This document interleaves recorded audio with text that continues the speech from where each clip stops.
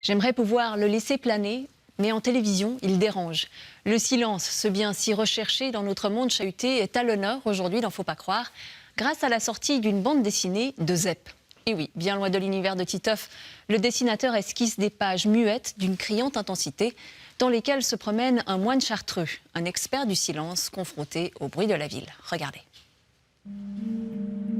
Dans Un bruit étrange et beau, le dessinateur Zep nous fait pénétrer au cœur du silence dans le monde des Chartreux. Un univers qui entre en résonance avec le film Le Grand Silence du réalisateur Philippe Gröning.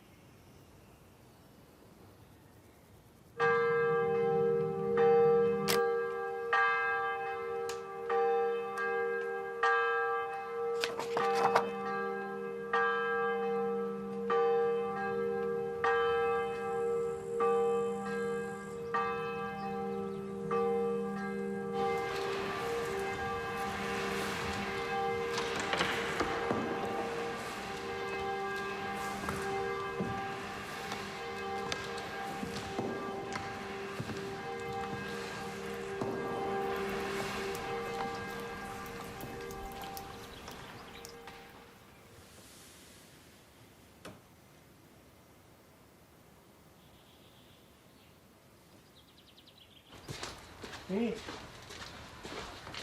Voilà. Oui. Oh. Si. Fini. Oh. Oh.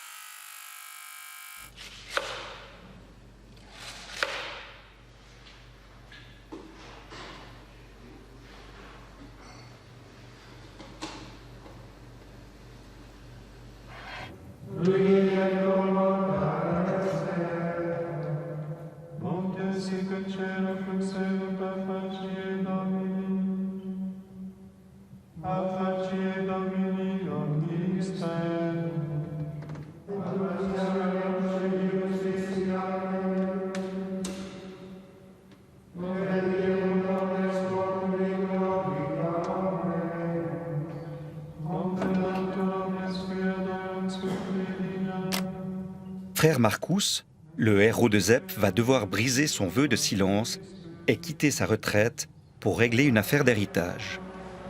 Il va se confronter au monde, à la rumeur de la ville. Une expérience qui va le remuer au plus profond de lui-même et le mettre face à ses choix de vie. Le monde du silence sera à nouveau son refuge, une vocation ou un renoncement.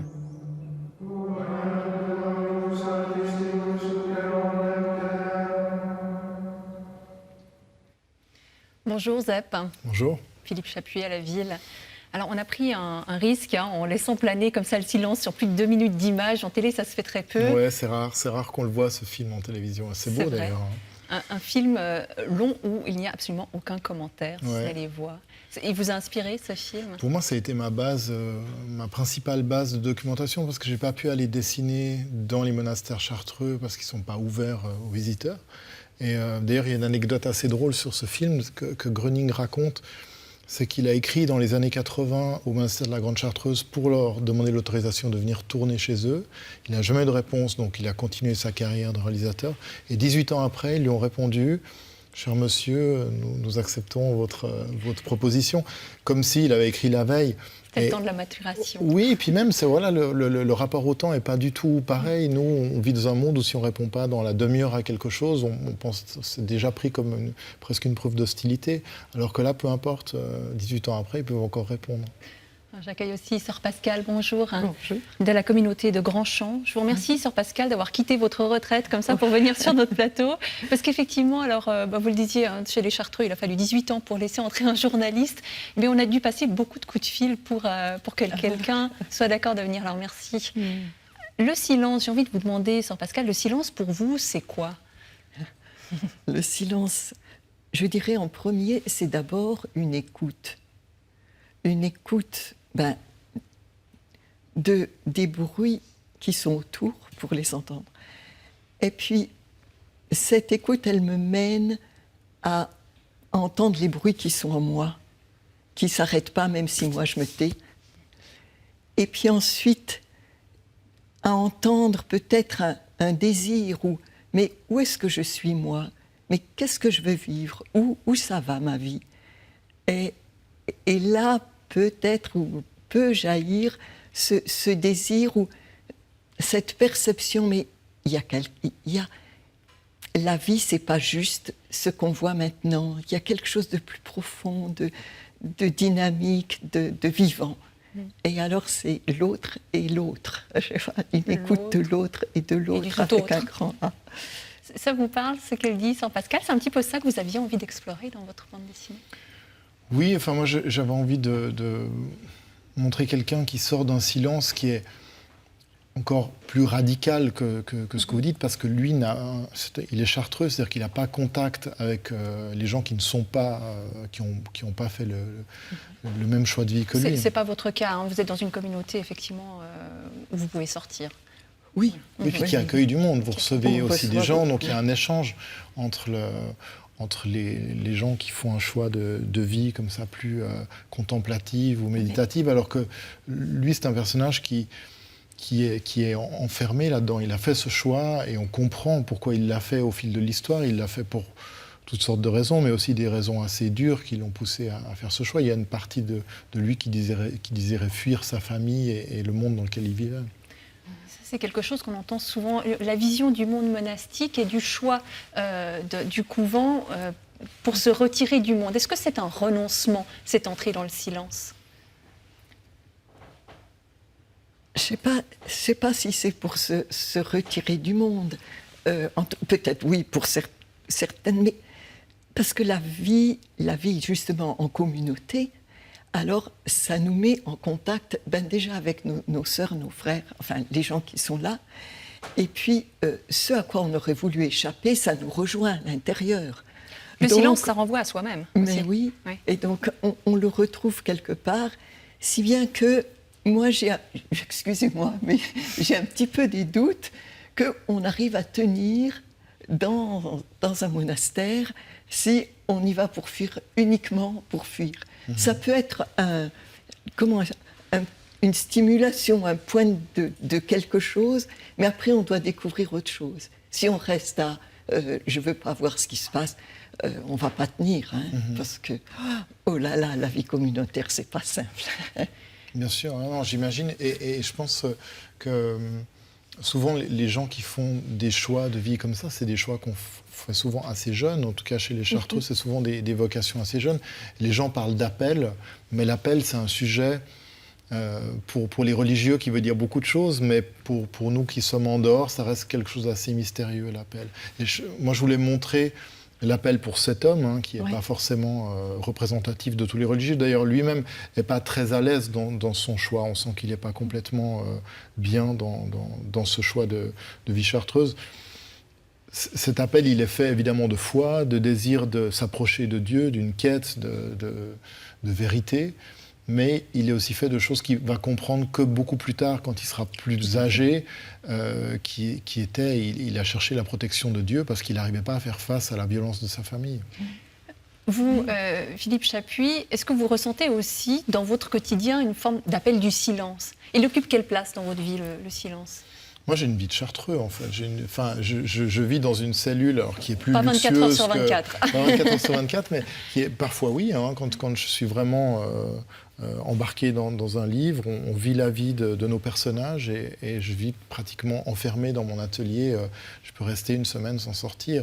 Donc, il y a quelque chose et j'ai besoin du silence, mais c'est clair que j'écoute aussi de la musique, il y a la radio, il y a des gens qui passent. Et puis j'ai des enfants, une femme, donc je ne suis pas complètement chartreux. Quand même.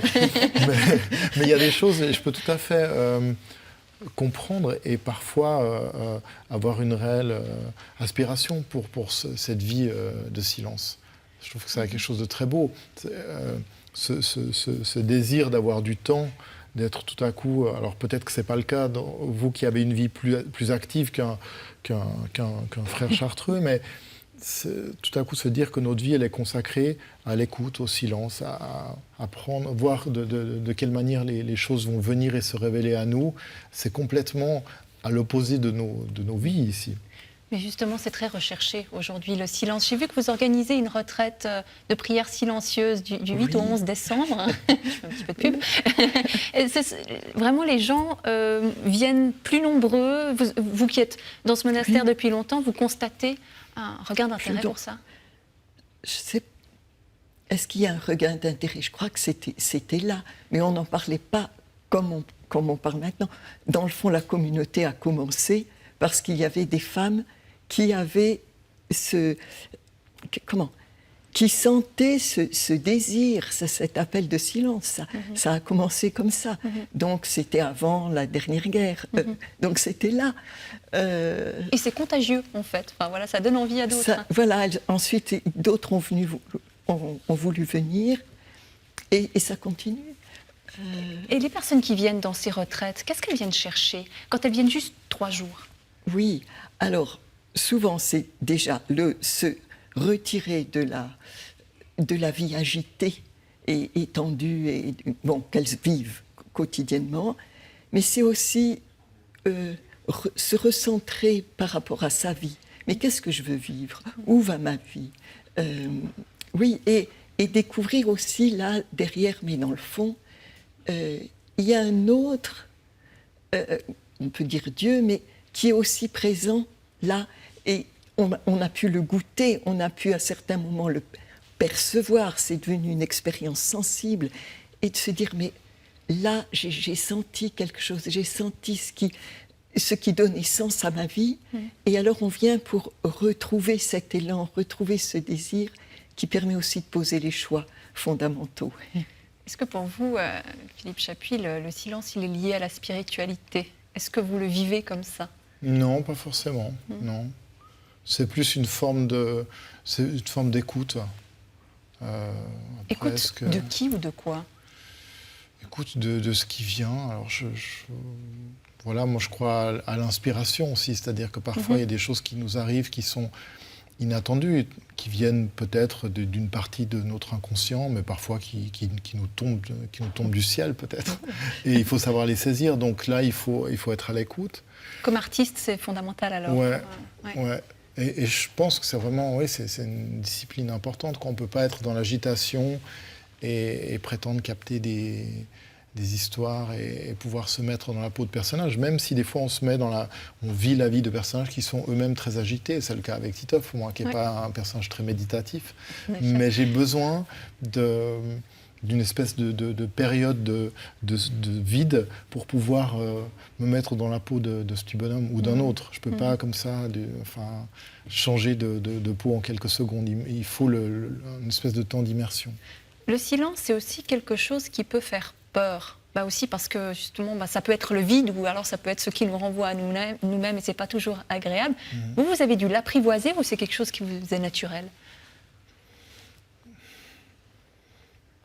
Je pense que c'est relativement naturel, c'est dans ma nature. Moi, j'ai terminé mes études de dessin, pratiquement tous mes copains se mettaient en atelier, et moi, j'ai choisi d'aller travailler tout seul. Et c'est vrai que j'avais pas tellement envie d'être en groupe. J'avais envie de pouvoir avoir cette possibilité du silence. Mais c'est ce que disait Sœur Pascal tout à l'heure, c'est que le silence, tout à coup, on écoute ce qui vient, donc on est aussi face à soi-même. Donc il faut accepter qu'on va se prendre des choses qui ne sont pas forcément agréables.